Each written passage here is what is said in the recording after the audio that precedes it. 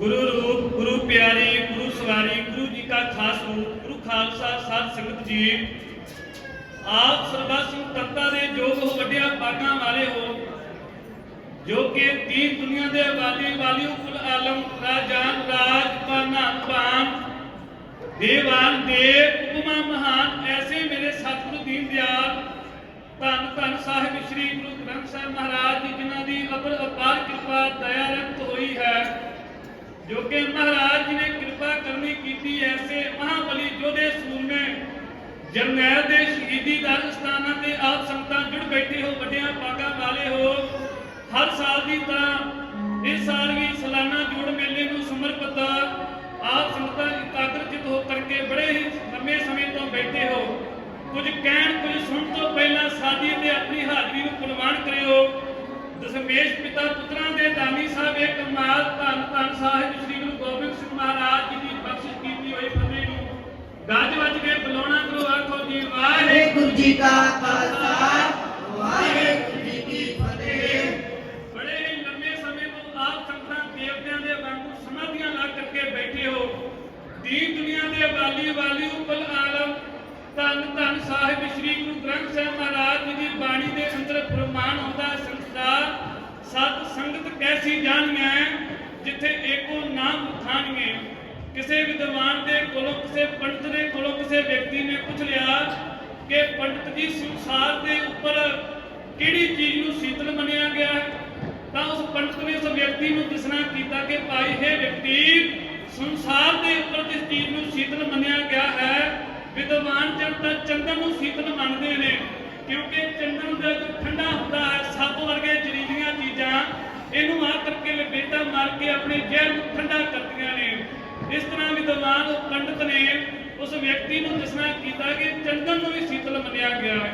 ਉਹ ਫਿਰ ਵਿਅਕਤੀ ਉਹ ਪੰਡਤ ਦੇ ਕੋਲੋਂ ਪੁੱਛਦਾ ਹੈ, ਪੰਡਤ ਜੀ ਇਹ ਚੰਦਨ ਦੇ ਉੱਪਰ ਵੀ ਕੋਈ ਐਸੀ ਚੀਜ਼ ਹੈ ਜਿਸ ਨੂੰ ਸ਼ੀਤਲ ਮੰਨਿਆ ਗਿਆ ਹੈ? ਤਾਂ ਉਸ ਪੰਡਤ ਨੇ ਫਿਰ ਉਸ ਨੂੰ ਦੱਸਣਾ ਕੀਤਾ ਕਿ ਭਾਈ ਚੰਦਨ ਦੇ ਉੱਪਰ ਜਿਸ ਨੂੰ ਸ਼ੀਤਲ ਮੰਨਿਆ ਗਿਆ ਉਹ ਹੈ ਚੰਦਰਮਾ। ਰਾਤ ਦੇ ਸਮੇਂ ਇਹ ਠੰਡੀ ਇੱਕ ਰੌਸ਼ਨੀ ਦਿੰਦਾ ਹੈ ਲੋਕਾਂ ਨੂੰ, ਤਾਂ ਕਰਕੇ ਵਿਦਵਾਨ ਜਨ ਇਸ ਨੂੰ ਵੀ ਸ਼ੀਤਲ ਮੰਨਦੇ ਨੇ।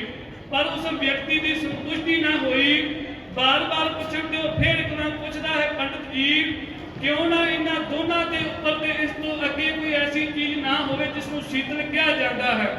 ਤਾਂ ਪੰਡਤ ਜੀ ਨੇ ਉਸ ਨੂੰ ਦੱਸਣਾ ਕੀਤਾ ਕਿ ਭਾਈ ਇਹਨਾਂ ਦੋਨਾਂ ਤੋਂ ਉੱਪਰ ਤੇ ਇਸ ਤੋਂ ਅੱਗੇ ਤੇ ਇਸ ਤੋਂ ਪਿੱਛੇ ਜਿਹੜੀ ਚੀਜ਼ ਨੂੰ ਸ਼ੀਤਲ ਮੰਨਿਆ ਗਿਆ ਹੈ ਉਹ ਹੈ ਸਤ ਸੰਗਤ। ਵਿਦਾਂਤ ਦਾ ਗ੍ਰੰਥ ਹੈ ਇੱਕ ਸਾਰਤਾਵਲੀ, ਉਸਦੇ ਕਰਤਾ ਨੇ ਇਹ ਸਾਰਾ ਦ੍ਰਿਸ਼ ਦੱਸਣਾ ਕੀਤਾ ਹੈ ਕਿ ਚੰਦਨ ਸ਼ੀਤਲ ਲੋਕਮ ਹੈ, ਚੰਦਨ ਤੇ ਸਤ ਸੀਸ, ਚੰਦਨ ਚੰਦਰ ਜੁਗਲ ਤੇ ਸ਼ੀਤਲ ਸਾਧ ਸੰਗ ਨੀਤ। ਐਸੀ ਸਾਧ ਸੰਗਤ ਨੂੰ ਸ਼ੀਤਲ ਮੰਨਿਆ ਗਿਆ ਹੈ। ਕਲਯੁਗੀ ਮਨੁੱਖਾਂ ਦੇ ਹਿਰਦੇ ਕਾਮ, ਕ੍ਰੋਧ, ਲੋਭ, ਮੋਹ, ਹੰਕਾਰ ਵਰਗੀਆਂ ਚੀਜ਼ਾਂ ਦੇ ਨਾਲ ਬਲਦੇ ਨੇ, ਪਰ ਪੰਡਤ ਵਿਦਵਾਨ ਜਨ ਮਹਾਰਾਜ ਜੀ ਦੀ ਬਾਣੀ ਕਹਿੰਦੀ ਹੈ ਜਿਹੜੇ ਬਲਦੇ ਹਿਰਦੇ ਨੇ ਨਾ, ਇਹ ਜਿਹੜੇ ਸੰਗਤ ਦੇ ਵਿੱਚ ਆ ਕਰਕੇ ਬੈਠ ਜਾਣ ਤੇ ਇਹ ਸ਼ੀਤਲ ਠੰਡੇ ਹੋ ਜਾਂਦੇ ਨੇ।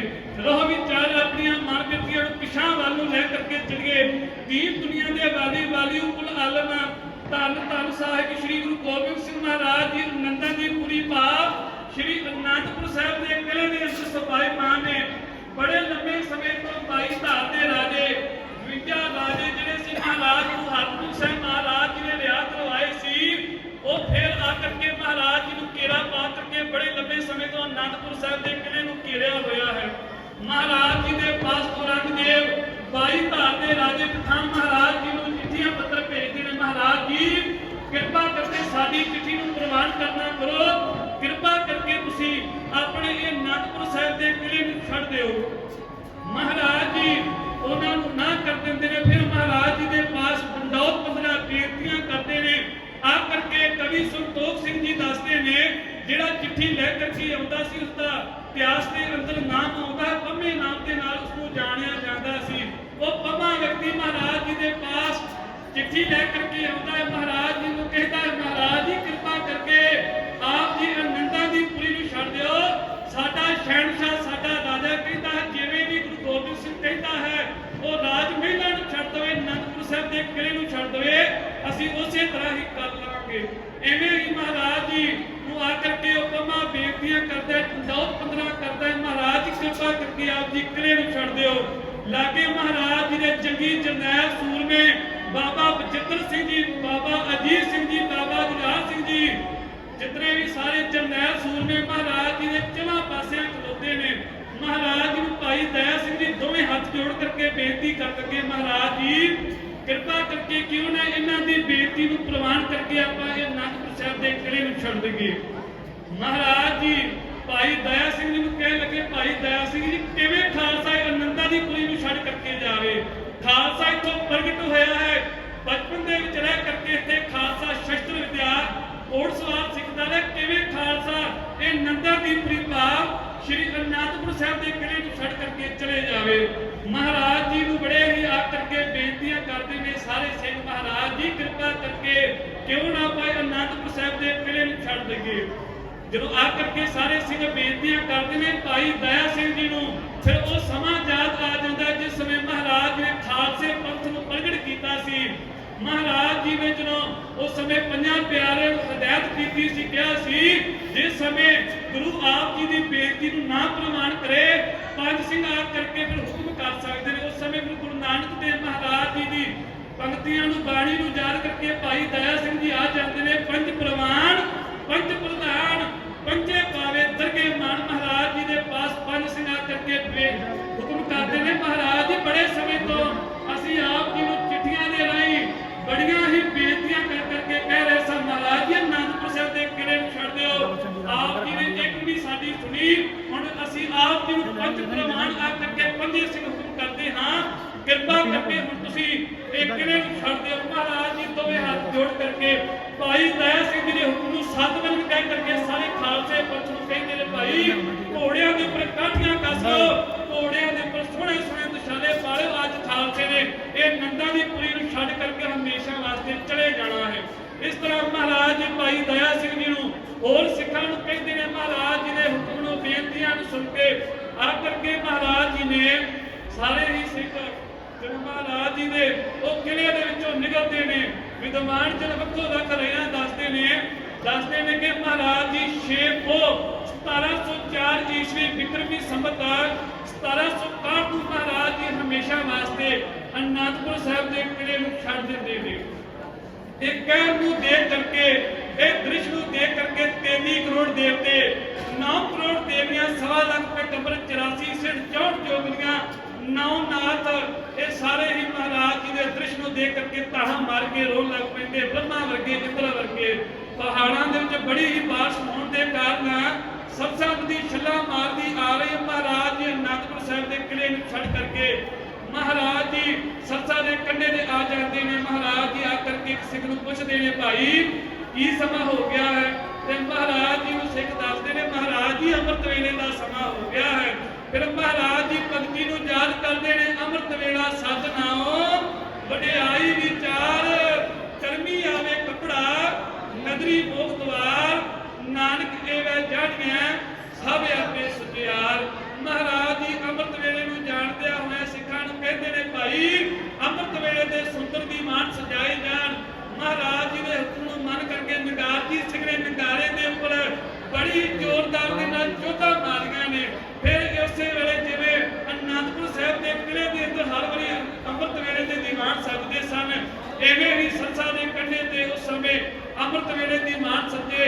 ਮਹਾਰਾਜ ਜੀ ਇੱਕ ਸੁਰ ਇੱਕ ਤਾਲ ਹੋ ਕਰਕੇ ਆਸਾ ਜੀ ਦੇ ਆਵਾਜ਼ ਨੂੰ ਜਪਦੇ ਨੇ ਹਰ ਅੰਮ੍ਰਿਤ ਪਿੰਨੇ ਲੋਈ ਨਾ ਮਨ ਪ੍ਰੇਮ ਕਰਨਾ। ਮਹਾਰਾਜ ਜੀ ਅੰਮ੍ਰਿਤ ਵੇਲੇ ਆਸਾ ਜੀ ਦੇ ਆਵਾਜ਼ ਨੂੰ ਆਪ ਜਪਦੇ ਨੇ ਇੱਕ ਸੁਰ ਇੱਕ ਤਾਲ ਹੋ ਕਰਕੇ। ਇਹਨੇ ਚਿਰ ਨੂੰ 22 ਧਾਰ ਦੇ ਰਾਜੇ ਪਠਾਨ ਜਿਤਨੇ ਵੀ ਮੁਗਲ ਫੌਜ ਸੈਨਾਪਤੀ ਸੀ ਮਹਾਰਾਜ ਜੀ ਦੇ ਉੱਪਰ ਹਮਲਾ ਕਰ ਦਿੰਦੇ ਨੇ। ਬਾਬਾ ਅਜੀਤ ਸਿੰਘ ਜੀ ਭਾਈ ਉਦੈ ਸਿੰਘ ਜੀ ਮਹਾਰਾਜ ਜੀ ਤੋਂ ਨਮਸਕਾਰ ਕਰਕੇ ਉਹ ਜ਼ੁਲਮ ਦੇ ਨਾਲ ਮੁਗਲ ਫੌਜਾਂ ਦੇ ਨਾਲ 22 ਧਾਰ ਦੇ ਰਾਜਿਆਂ ਨੇ ਪਠਾਨਾਂ ਦੇ ਨਾਲ ਜਾ ਕਰਕੇ ਯੁੱਧ ਕਰਦੇ ਨੇ। ਬੜਾ ਹੀ ਘਮਸਾਨ ਦਾ ਯੁੱਧ ਹੁੰਦਾ ਹੈ। ਉਸ ਸਮੇਂ ਮਹਾਰਾਜ ਜੀ ਆਸਾ ਜੀ ਦੇ ਵਾਰ ਨੂੰ ਜਾਪ ਕਰਕੇ ਸਰਸਾ ਨਦੀ ਨੂੰ ਪਾਰ ਕਰ ਜਾਂਦੇ ਨੇ। ਪਾਰ ਕਰਕੇ ਰੋਪੜ ਵਾਲੀ ਸੜਕ ਨੂੰ ਵੱਧਦੇ ਨੇ। ਮਹਾਰਾਜ ਜੀ ਤੁਰੇ ਜਾਂਦੇ ਨੇ। ਇੰਨੇ ਚਿਰ ਨੂੰ ਬਾਬਾ ਅਜੀਤ ਸਿੰਘ ਜੀ ਭਾਈ ਉਦੈ ਸਿੰਘ ਜੀ ਉਹਨਾਂ ਸੂਰਮਿਆਂ ਦੇ ਨਾਲ ਆਪ ਮੁਗਲ ਫੌਜਾਂ ਦੇ ਨਾਲ ਜੂਝਦੇ ਹੋਏ ਮਹਾਰਾਜ ਜੀ ਦੇ ਪਾਸ ਆ ਜਾਂਦੇ ਨੇ। ਮਹਾਰਾਜ ਨੇ ਇੱਕ ਸਿੱਖ ਆ ਕਰਕੇ ਕਹਿੰਦਾ ਹੈ ਮਹਾਰਾਜ ਜੀ ਕਿ ਬੜੇ ਸਮੇਂ ਤੋਂ ਆਪ ਜੀ ਰਾਜ ਮਹਿਲਾਂ ਦੇ ਅੰਦਰ ਰਹਿੰਦੇ ਸੀ, ਹੁਣ ਕਿੱਥੇ ਜਾਓਗੇ? ਕਿਰਪਾ ਕਰਕੇ ਮੇਰੀ ਇੱਕ ਕੱਚੀ ਹਵੇਲੀ ਹੈ, ਜਾ ਕਰਕੇ ਉੱਥੇ ਆਪਣਾ ਪੜਾਅ ਕਰਨਾ ਕਰੋ, ਰਹਿਣਾ ਕਰੋ। ਮਹਾਰਾਜ ਜੀ ਸਿੱਖ ਦੇ ਹੁਕਮ ਨੂੰ ਮੰਨ ਕਰਕੇ ਉਹ ਕੱਚੀ ਹਵੇਲੀ ਦੇ ਅੰਦਰ ਜਾਂਦੇ ਨੇ। ਜਾ ਕਰਕੇ ਸਾਰਾ ਹੀ ਖਾਲਸਾ ਪੰਥ ਆਪਣਾ ਪੜਾਅ ਲਾ ਲੈਂਦਾ ਹੈ। ਪੜਾਅ ਲਾ ਕੇ ਉਸੇ ਤਰ੍ਹਾਂ ਜਲ ਪਾਣੀ ਤਿਆਰ ਕਰਦੇ ਨੇ। ਕਈ ਸਿੰਘ ਨਿਤਨੇਮ ਕਰਦੇ ਨੇ। ਮਹਾਰਾਜ ਜੀ ਉਹ ਕੱਚੀ ਹਵੇਲੀ ਦੇ ਉੱਪਰ ਖੜੇ ਹੋ ਕਰਕੇ ਕਦੀ ਇਸ ਪਾਸੇ ਜਾਂਦੇ ਨੇ, ਕਦੀ ਉਸ ਪਾਸੇ ਜਾਂਦੇ ਨੇ। ਜਾ ਕਰਕੇ ਗੜੀ ਨੂੰ ਬੜੇ ਹੀ ਟਾਈਮ ਦੇ ਨਾਲ ਬੜਾ ਹੀ ਵੇਖਦੇ ਨੇ। ਹਰ ਕਰਕੇ ਮਹਾਰਾਜ ਜੀ ਨੂੰ ਸਿੱਖ ਕਹਿੰਦੇ ਨੇ ਮਹਾਰਾਜ ਜੀ ਬੜੀ ਹੀ ਆਪ ਜੀ ਨੇ ਕੱਚੀ ਹਵੇਲੀ ਪਸੰਦ ਆਈ ਹੈ। ਕਦੀ ਆਪ ਜੀ ਇਸ ਪਾਸੇ ਜਾਂਦੇ ਹੋ, ਕਦੀ ਇਸ ਪਾਸੇ ਜਾਂਦੇ ਹੋ। ਬੜੀ ਗੌਰ ਦੇ ਨਾਲ ਆਪ ਜੀ ਕੱਚੀ ਹਵੇਲੀ ਦੀ ਗੜੀ ਦੇ ਉੱਪਰ ਖਲੋ ਕਰਕੇ ਮੈਦਾਨ ਵੱਲ ਵੇਖਦੇ ਹੋ। ਤੇ ਮਹਾਰਾਜ ਜੀ ਉਹ ਸਿੱਖ ਨੂੰ ਕਹਿੰਦੇ ਨੇ ਕਿ ਭਾਈ ਇਹ ਸਿੰਘਾਂ ਇਹ ਸੂਰਮਿਆਂ ਕੱਲ ਦੇ ਦਿਨ ਇੱਥੇ ਸੂਰਮਿਆਂ ਦਾ ਪਤਾ ਲੱਗੇਗਾ ਕਿਵੇਂ ਖਾਲਸਾ ਇਹ ਮੈਦਾਨ ਦੇ ਅੰਦਰ ਜੂਝਦਾ ਹੈ, ਕਿਹੜਾ ਕਿਹੜਾ ਮੈਦਾਨ ਦੇ ਅੰਦਰ ਜੂਝਦਾ, ਕਿਵੇਂ ਜੂਝਦਾ ਹੈ। ਉਸ ਸਮੇਂ ਦੇ ਵੇਰਵਾਂ ਨੂੰ ਮਹਾਰਾਜ ਜੀ ਆਪਣੇ ਕਮਰੇ ਕੱਸੇ ਦੇ ਵਿੱਚ 2 ਧਾਰੀ ਖੰਡਾ ਕੱਢ ਕਰਕੇ ਉਹ ਸਿੱਖ ਨੂੰ ਦੱਸਦੇ ਨੇ। ਉਸ ਸਮੇਂ ਦੇ ਵੇਰਵਾਂ ਨੂੰ ਬਾਪੂ ਸੋਹਣ ਸਿੰਘ ਸ਼ੀਤਲ ਦੀ ਲਿਖਿਆ ਹੋਈਆਂ ਇਹ ਕਵਿਤਾ ਗੁਰਮਤਿ ਵਿਦਿਆਲਾ ਸ਼ਹੀਦ ਸਰਦਾਰ ਸ਼ਾਮ ਸਿੰਘ ਦੀ ਢਾਡੀ ਦਾ ਸ਼ਾਮ ਸਿੰਘ ਅਟਾਰੀ ਵਾਲੇ ਦਾ ਢਾਡੀ ਜੱਤਾ ਹੈ ਕਿਉਂ ਬਿਆਨ ਕਰਦਾ ਹੈ।